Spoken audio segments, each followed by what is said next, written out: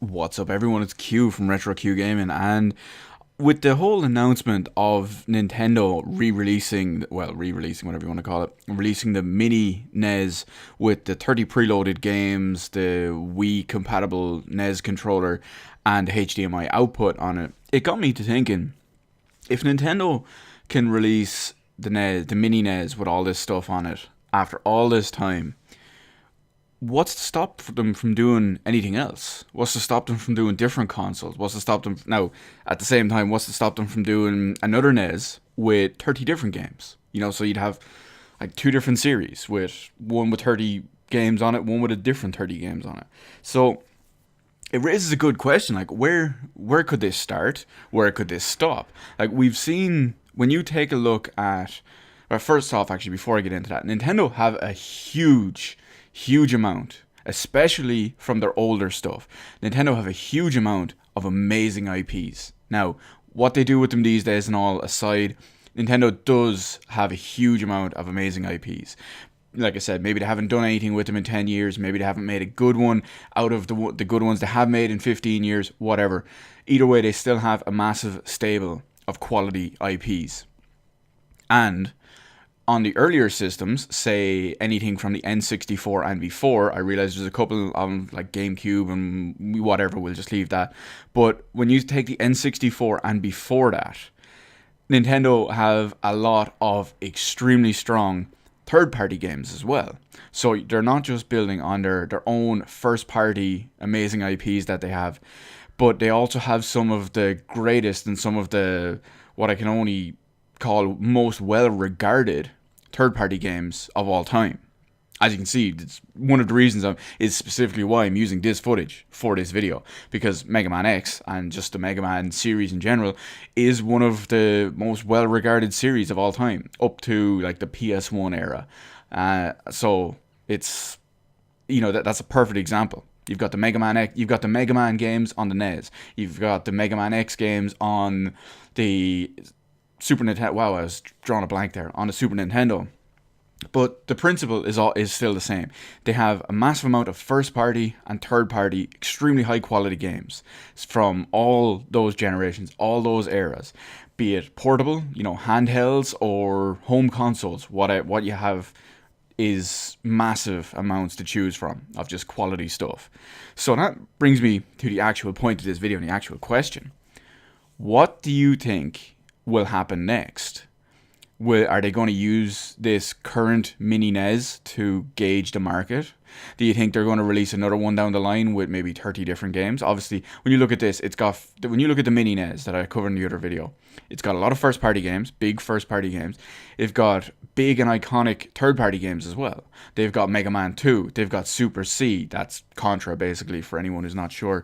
There was another one. They've got Final Fantasy. Obviously, that's a huge thing on there as well. So let's look at a different console. Let's look at maybe what they might do next. We might have a Mini-SNES. Mini-SNES, 2 controller ports, same deal. I know I personally have a SNES controller that already has that same connector they're using on the Mini NES, that they can just I can plug it into the bottom of my Wiimote and just use it for virtual console games. It already exists. It's an official Nintendo product, got it from Nintendo themselves. So when you look at that, that already exists. They have the technology to do all this stuff. They're obviously willing to do a brief foray into the market with the Mini NES. And when you take all that into consideration, slap your SNES emulator, or whatever, we'll just call it SNES emulator, because that's probably what they're doing with Mini NES emulation kind of style, because it's most likely not going to be original hardware. It can't be original hardware, but especially because it's got HDMI port on it. So you get a SNES, you get 2 of those ports, maybe even 4, because some of the games on the SNES work with the multi-tap. You had Bomberman, you had Secret of Mana, for just a few. So games like that, HDMI port, you load up 30, 40, maybe 50 games from, say, the Super Nintendo era. Super Nintendo era, man, it's got some of the best games ever made. Some of the most highest quality platformers, highest quality I know the role-playing games, JRPGs and just RPGs in general, from the Super Nintendo era are considered the golden age of RPGs. I definitely agree. Easily some of the best role-playing games of all time coming from that generation. Secret of Mana, my favorite game of all time. It's easily, obviously, part of the golden era. So when you think of all that, the platformers, the RPGs, they be the main things. But there's a bunch of others there. You got shooters, you got first person. Yes, that's right. There was first person shooters back on the Super Nintendo and the like. So you take those, you stick a bunch of those on there. Boom, you're introducing at a decent price point, at a good price point, because some of those games, like I said in my previous video, are ridiculously expensive. So you throw some of those onto a mini SNES, $60, maybe. Okay, they're selling here the Mini-NES for €100, so $60, maybe €100. That's guaranteed good times. That's a great saving and investment for anyone who wants to get their money's worth, because they're going to get some extremely high quality games, and it's going to be just ease of use, just from all that. So, okay, they're obviously coming out with the Mini-NES already. Why stop there? Go with the Mini SNES. I'd love to see the Mini SNES. I have 3 Super Nintendos. I have 2 European Super Nintendos and an American Super Nintendo. That horrible looking tank thing. I would still buy one of these. I'd probably have all, if not almost all, the games that they would probably put onto the Mini Super Nintendo. I would still buy it. It's ridiculous. So, and that's just me, So that's the NES, that's the SNES. They could do an N64. And obviously they obviously have the model for the controller and all as well. They do the same principle. You plug it into, they use that connector that plugs into the bottom of the Wiimote, so it can obviously be used for the N64 games when they come to the Virtual Console. Like if you want to use them on the Wii Virtual Console or the Wii U Virtual Console, it's all there. That's it. It's plug and play. It's that simple.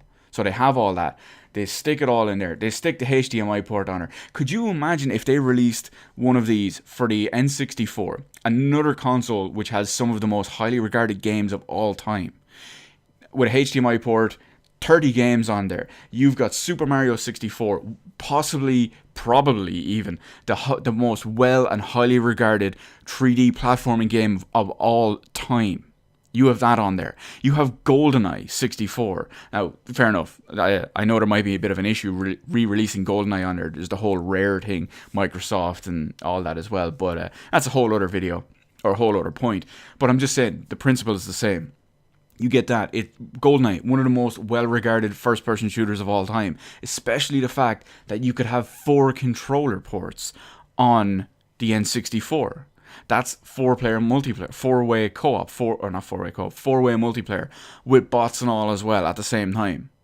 You've got Perfect Dark 64, same deal. I know that might have an issue with Rare again, but you get the idea. You've got stuff like that. You've got Mario Kart 64, arguably the best and most fun racing / kart game of all time. Personally, I lean a little bit more to Super Mario Kart myself. The idea is the same. You've got other games there that are going to escape me off the top of my mind. Zelda, actually. You've got that. Wow, why did I skip over Zelda so much? You've got Ocarina of Time, Link to the Past, Majora's Mask.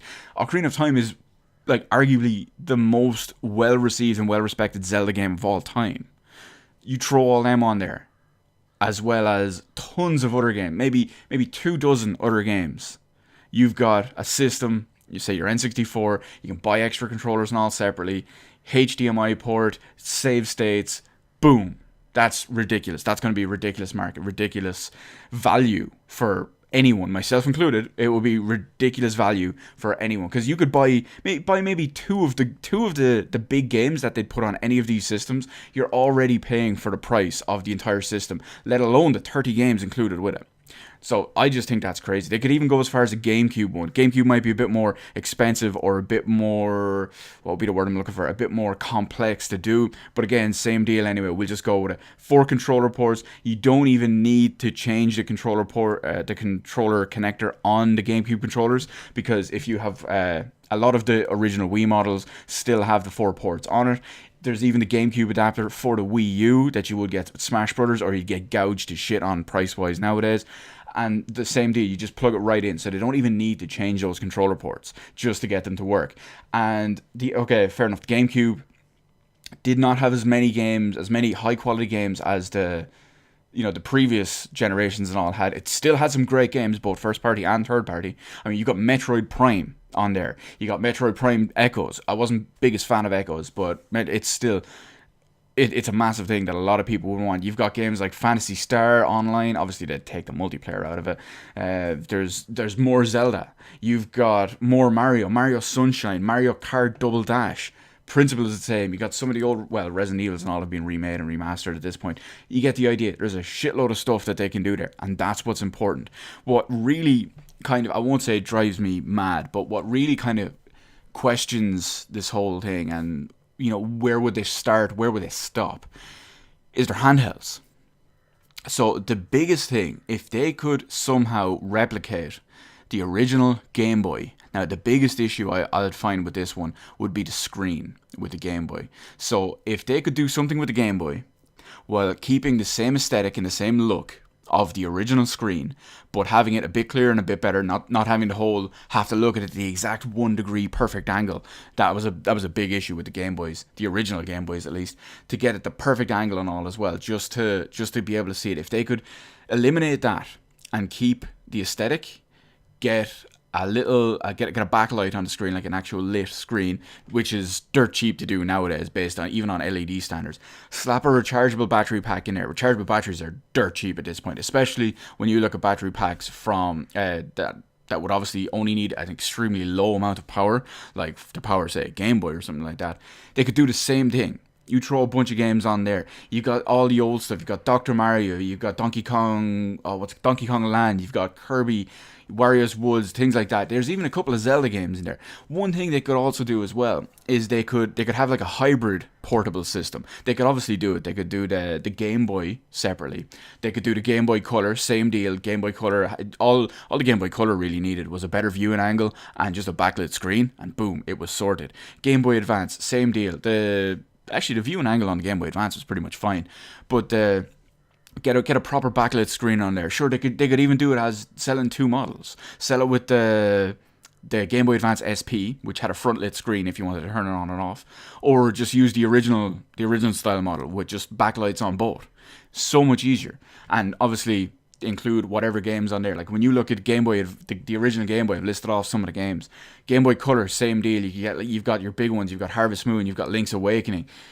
I'm drawing a blank on some more because I'm fried and just trying to keep going through it. But the idea was there was tons of stuff there that they could easily go with. Game Boy Advance, same deal. You've got big games like Advance Wars as well that you can pick and choose from on there too. You've got some of the Fire Emblem games as well, talking on the Game Boy Color side of it. Sorry, the Game Boy Advance side of it. So that's a big wealth of opportunity for them. They could release the three of them separately, or they could have one big handheld one, maybe available in different styles. So maybe they'll have one handheld unit that will have 100 games on it. Maybe let's say we got 33 Game Boy games, 33 Game Boy Color games, 33 Game Boy Advance games, 34 Game Boy Advance games, just to make up 100. And you can buy that in three different flavors. So each one will have the same 100 games on it, the 33, 33, 34. And maybe you can buy it in the big brick that was the Game Boy. You can buy it in the size and shape of that. All the screens and all and batteries will be the same. You could buy it in that one. If you're a fan of something a little bit smaller, a little bit more portable, you could get the Game Boy Color version. Same games, same 100 games on there, same battery pack, same screen. Or you get the Game Boy Advance one. Maybe you get the Game Boy Advance SP one, depending on whatever your thing is. Now, I realize that's a lot of stuff for Nintendo to do. And sure, they could possibly be just testing the waters as it is at the moment, but we'll see how it goes. I think it's a fantastic idea. I'm really looking forward to getting my Mini-NES when they launch now on the 11th of November. I was going to say 11th of October for some reason. The 11th of November this year. I can't wait to get that. And I can't wait to see what Nintendo make of the reception of this whole thing. Between all the announcements, all the tweets, the videos, the articles that are going everywhere. The internet is basically going crazy for the Mini-NES. And I think they're going to see that. And I think they're going to see the reception on launch of the product. And then further on down the line, possibly see what they can do else. Because I know I would love to get my hands on a bunch of those extra mini systems with some of the biggest games per system on the whole thing. So anyway, let me know in the comment section below what you think. If you think that's a good idea, what you think Nintendo are going to do with it, and some of the games and systems, possible, I won't say accessories, but possible features and all that you'd see on each platform. Because I think Nintendo would be stupid not to, and if they didn't, I would actually be surprised. well, it's Nintendo, so it could go either way. Let me know all that in the comment section below anyway. Hit the like button, hit the subscribe button. You can follow me on Twitter, details in the description below. Thank you for watching, and I'll see you on the rest of the videos in my channel.